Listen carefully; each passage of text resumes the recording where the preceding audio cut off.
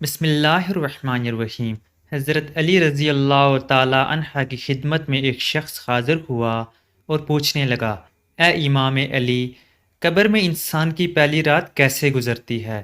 تو حضرت علی رضی اللہ تعالی عنہ نے فرمایا کہ میں نے اللہ کے رسول صلی اللہ علیہ وسلم سے سنا کہ انسان کی سب سے مشکل رات قبر کی پہلی رات ہوتی ہے، جب دوسرے انسان، اس کے دوست، عزیز و اقارب، رشتہ دار اسے دفنا کر چھوڑ کر چلے جاتے ہیں تو وہ انسان روتا رہتا ہے، ہر ایک دوست کے پاس آتا ہے اور اسے روکنے کی کوشش کرتا ہے کہ مجھے چھوڑ کر نہ جاؤ، لیکن افسوس اس کی آواز کوئی نہیں سنتا۔ روایت ہے، حضور صلی اللہ علیہ وسلم نے فرمایا، لوگوں اپنی موت کو یاد کیا کرو، قبر ہر دن اپنے مردوں سے اعلان کرتی ہے کہ میں غربت اور تنہائی کا گھر ہوں، کیڑے مکوڑوں کا گھر ہوں، مٹی کا ڈھیر ہوں۔ جب مومن کو دفن کیا جاتا ہے تو قبر اسے مرحبا کہہ کر خوشخبری دیتی ہے کہ میری پشت پر چلنے والوں میں سے تو بڑا محبوب تھا، آج میں تیری ہو گئی اور تو میرے پاس آ گیا، آج میرا احسان دیکھ۔ یہ کہہ کر قبر کشادہ ہو جاتی ہے اور جنت کا دروازہ کھول دیا جاتا ہے، جہاں سے اس کو تازی ہوا آتی ہے۔ حضرت ابو ہریرہ رضی اللہ تعالی عنہ کا بیان ہے کہ حضور اکرم صلی اللہ علیہ وسلم ایک جنازے میں شریک تھے اور میں بھی آپ صلی اللہ علیہ وسلم کے ہمراہ تھا۔ آپ ایک قبر پر بیٹھ گئے اور فرمایا کہ یہ قبر ہر روز بآواز بلند کہتی ہے کہ آدم کی اولاد، تو کیوں مجھے بھول گیا؟ کیا تجھے یہ معلوم نہیں کہ میں تنہائی کا گھر، غربت کا گھر، وحشت کا گھر اور کیڑے مکوڑوں کا گھر ہوں؟ مگر اللہ جس کے لیے کشادگی کا حکم فرمائے گا اس کے لیے کشادہ ہو جاؤں گی۔ اس کے بعد آپ صلی اللہ علیہ وسلم نے فرمایا، اے قبر، تو یا تو جنت کا چمن ہے یا تو پھر آگ کا ایک تندور ہے۔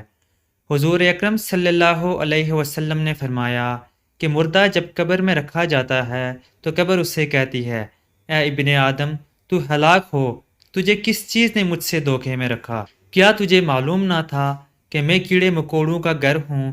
تجھے کس چیز نے مجھ سے بہکا کر ناڈر کر دیا اور تو میری پشت پر بہت اکڑ کر چلتا تھا؟ اگر وہ مرد نیک ہوگا تو جواب دینے والے اسے جواب دیں گے کہ اے قبر، تو دیکھ تو صحیح اس کے اعمال کیسے ہیں، یہ اچھائی اختیار کرتا تھا اور برائی سے دور رہتا تھا۔ یہ سن کر قبر کہتی ہے، بے شک یہ نیک تھا، اب میں اس کے لیے سرسبز ہو جاتی ہوں۔ مردے کا جسم اس وقت منور ہو جاتا ہے اور اس کی روح اللہ تعالیٰ کی طرف بھیج دی جاتی ہے۔ حضرت عبداللہ بن عبید رضی اللہ تعالی عنہ سے روایت ہے کہ رسول اکرم صلی اللہ علیہ وسلم نے فرمایا کہ مردہ قبر میں پچھتاتا ہے اور ان لوگوں کے گھروں کی آواز بھی سنتا ہے جو اس کے ساتھ جنازے میں گئے ہوں۔ مردے سے اس کی قبر کہتی ہے کہ ابن آدم، تیری ہلاکت ہو، تو نے میری تنگی، بدبو اور کیڑے مکوڑوں کا خوف نہیں کیا، اس لیے تو نے ان چیزوں سے بچنے کے لیے تیاری نہ کی۔ بدعمال مردے سے قبر کہتی ہے کہ تو نے میری تاریکی، میری وحشت، میری تنہائی اور تنگی، میرا غم تجھے یاد نہیں رہا۔ اس کے بعد قبر اس کو جکڑ لیتی ہے اور فرشتے اس کو ہتھوڑوں سے ایسے مارتے ہیں کہ اس کی پسلیاں ادھر کی ادھر ہو جاتی ہیں، پھر دوزخ کی کھڑکی اس پر کھول دی جاتی ہے اور وہ مردہ حشر تک اس عذاب میں مبتلا رہتا ہے۔